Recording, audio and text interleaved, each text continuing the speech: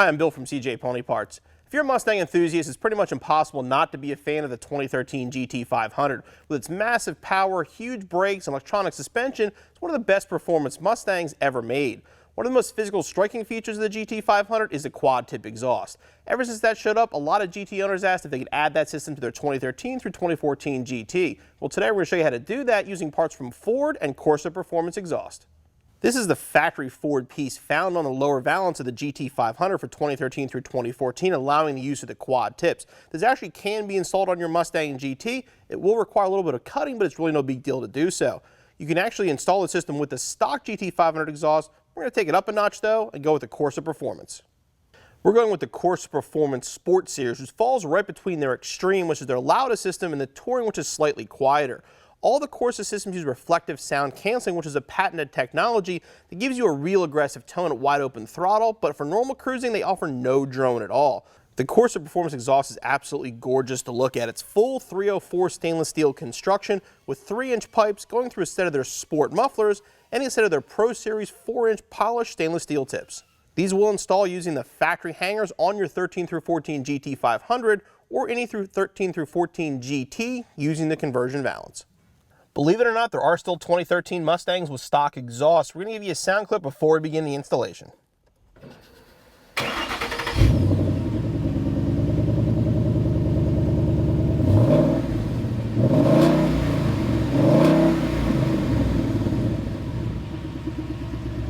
It's not bad, but it's a stock exhaust. Let's get started with our install. For this installation, they need a jack-in, jack stands, or lift, half-inch wrench or impact gun, 13mm socket, 15mm socket, 3/8 ratchet, 11mm socket, drill, 5/32 drill bit, panel removal tool, small flathead screwdriver, right angle Phillips screwdriver, a marker other than black, air saw, file, and safety glasses. Like I said before, you will have to cut the bumper for the installation, which isn't as big a deal as it sounds because Ford actually makes it easy to know where to cut, which we'll get to soon. But to do that, we do have to remove the bumper. So the first step is to remove this rear trim panel and then remove the taillights.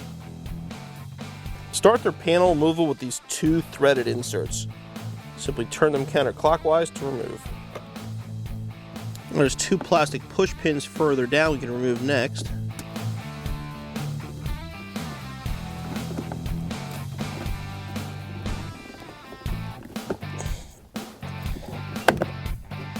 Once you get them, you simply lift up to pop it free.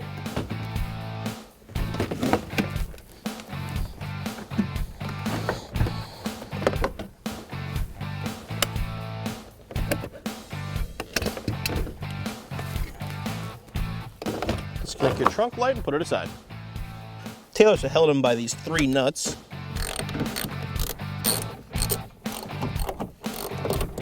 To have those off, disconnect the taillight at the harness. Push that through and remove the taillight. These taillights are quite expensive, so be careful when you're handling them.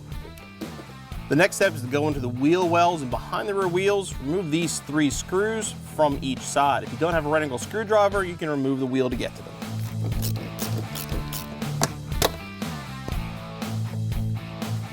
Moving to the sides underneath the car, there's 2 clips underneath each side next to the muffler in the wheel well. These are a little different. You sort of twist the center of it off, pull down, and the clip will pop out.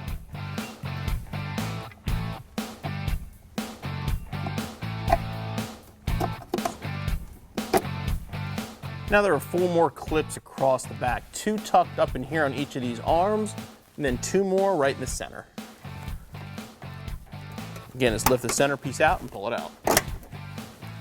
These are going to be a little harder to remove, but don't worry about breaking them because you don't use them with the new Shelby cover. It comes with its own.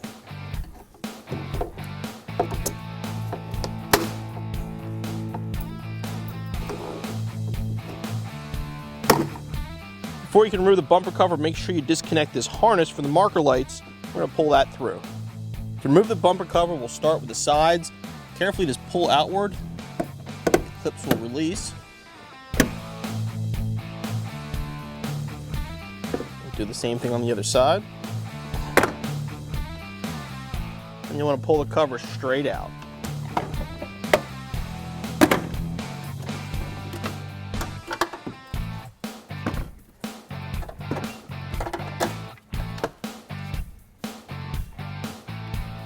All right, so this is the part of the installation that might cause you to freak out. It's time to cut the bumper. Like I said, Ford kind of makes it easy for you though. If you look, there's an embossed line right here that goes all the way across the other side. This is actually right where you're going to cut out to install a Shelby rear valance. So while it's kind of scary to cut your bumper, at least you know where you're cutting and it's kind of hard to screw it up. What we're going to do is grab a marker of some sort other than black and just draw right over that line.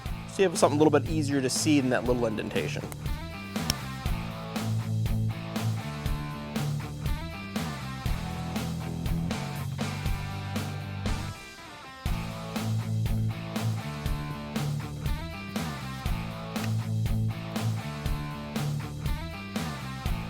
Now it's time to cut. Again, take your time here, be careful. As long as you follow that line, you'll be fine.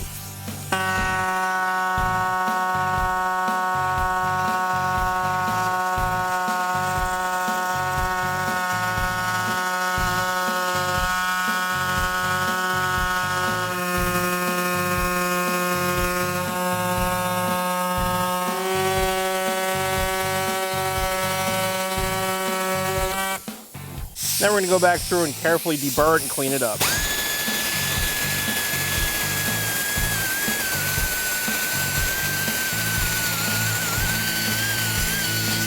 We're start removing these clips now, so we're going to remove the factory rear insert.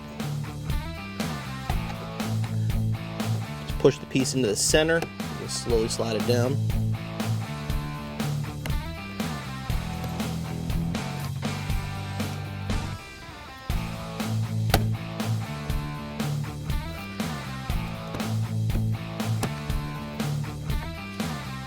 And remove the reflectors, simply squeeze these together and push them through.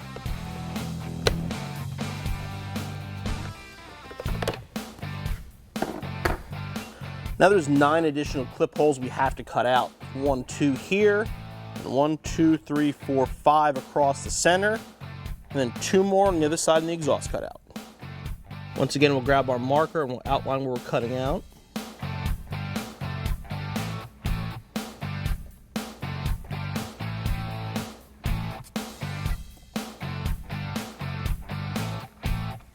Now we gotta cut these out for the clips. They're kind of small, so you really can't get your air saw in there.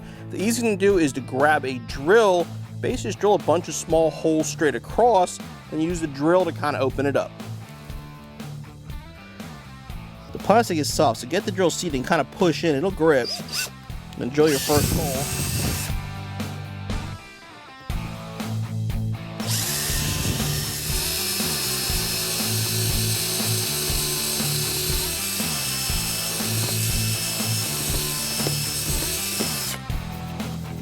Once we have everything cut out, we're going to get a real small Dremel bit, just go back through and clean up the holes a little bit. We want to do the same thing for all 9 holes. Just get them cleaned up and deburred. They don't have to be perfect, but they have to be open enough for the clip to slide through. Now the modifications are finished to the bumper cover. Before we reinstall it, we're going to swap out the mufflers. We'll start by releasing the clamp located right here.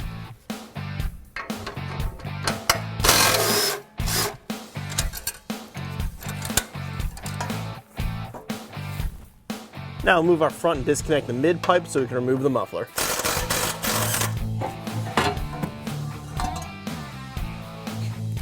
Slide off our rear clamp first.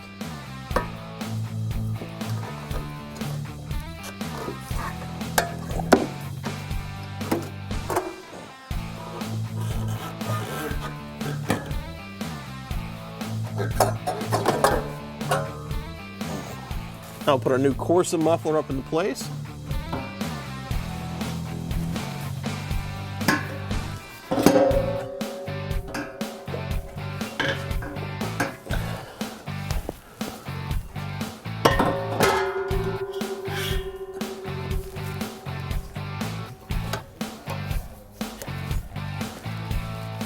Now we can reinstall the over axle pipe.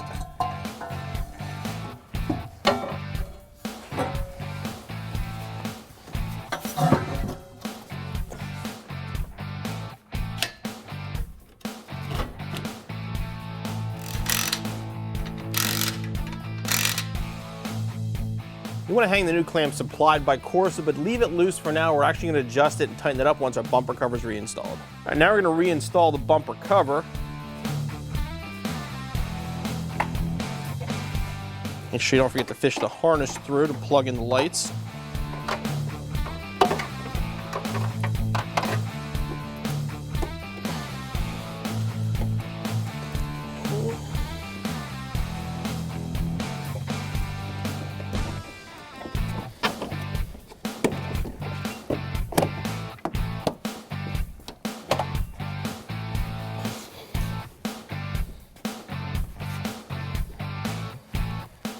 Once you have the bumper cover installed, don't forget to replug in the harness we removed earlier. Now reinstall the screws on each side. Now I'll put the GT500 valance up into place and line up all the clips.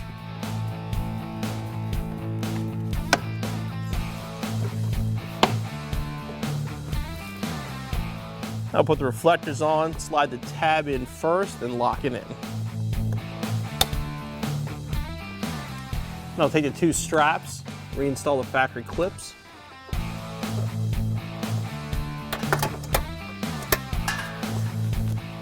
This corner here, there is no hardware included with the valance. So either get a Christmas tree clip from your local hardware store or auto parts store, or you can put a small nut and bolt in.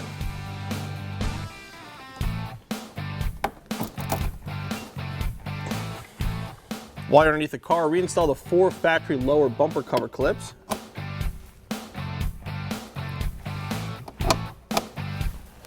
Once you have the valance and bumper tightened down, go back through and tighten up the exhaust.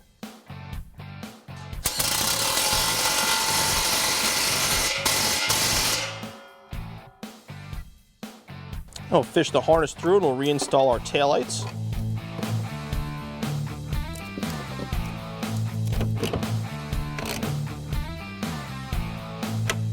So the taillights are on, you're going to reinstall your rear trim panel and your installation is finished.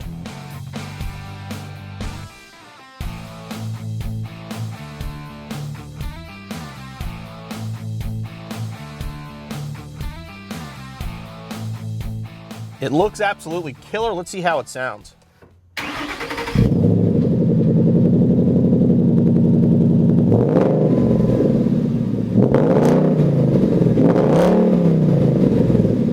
Real nice aggressive sound, definite overwhelming. And the best part, you know, with Corsa, it's going to have that aggressive tone, but on the highway, you're not going to get any drone at all.